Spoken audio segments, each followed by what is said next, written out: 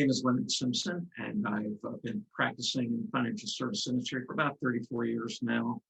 And I concentrate primarily in working with attorneys that have small or solo practices. And we're joined today by Mike Chastain, a practicing attorney here in Sacramento, and he's been equally in his profession for 34 plus years.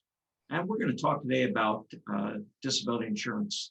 There are two different coverages that you have. You have coverage to provide you with continuation of your cash flow. Mm-hmm. If you're sick and hurt and can't work, you're away from the practice. But you also have coverage to cover the expense of the practice and keep your practice open while you're away recovering from an accident or illness. Absolutely. So yes, I mean, as you well know, so there's personal disability, right? If I get hurt, I have income coming in to pay my mortgage and put groceries in the fridge, but that doesn't cover the business. So there's also business overhead, which I think is really critical, so that the business continues to move forward. Because if I were injured in some fashion, while I might be able to come back, I may not want to come back. And it gives you at least that runway to make decisions about, okay, well, is it time to sell it? Maybe I could come back, but I'm injured to a point where I really don't want to do it, or maybe I have a life epiphany and decide that I need to move to Tahiti. But I've got some runway to make decisions, as opposed to, hey, I'm hurt and I have to literally close the door because I can't afford to pay anybody to run my business. And then I have to, figure out how to get rid of clients. I mean, it's an interesting factor and kind of a side note, but I know in New Mexico now, the state bar requires all law firms, starting next year, all law firms to have a succession plan. So what happens if something happens to your clients? And California doesn't require that.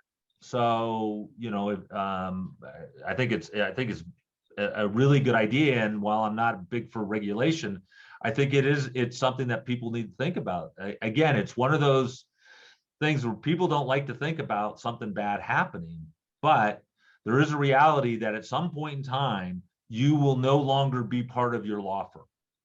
Either you'll close it, sell it, move on, whatever, right? But at some point in time, you will not be practicing in that firm forever. And so what happens? What happens to your clients? So, as an attorney, you obviously have a very high ethical duty to make sure that your clients are not damaged simply because you're in a bike wreck or a car accident, or have some illness come about. Well, that's interesting to hear about the state of New Mexico. So the business overhead expense policy, in essence, gives you that ramp. It gives you the opportunity to keep the doors open, mm-hmm. to still be able to take care of your clients, and then be able to make a decision at some point. Are you going to be able to come back? And if not, then there has to be some succession planning for the practice. Right. So without that, you would have had to, I guess, just shut the doors down at some point, because if you don't have a policy that's going to pay for the business expenses, keep the doors open, pay the salaries, you would be taking money out of your pocket to pay the expenses to keep the practice open. Right. Yeah. Right. And that can get really, really expensive really, really fast. I mean, our practice has a pretty sizable overhead. I don't want to pay that out of my pocket.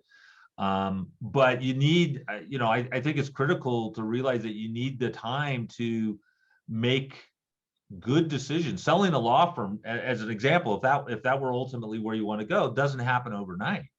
It's a process. And so, or making a decision of, well, I can't do it anymore, but I could hire a lawyer to come in and run my practice, and maybe I could oversee, from my, that it's a lot easier to do that than do the physical work. Well, again, that's a process. Hiring lawyers is not easy. I've hired a lot of lawyers in my day, and it's a real process. So none of this happens overnight, and you need that time to figure it out and make the decision that makes the most sense.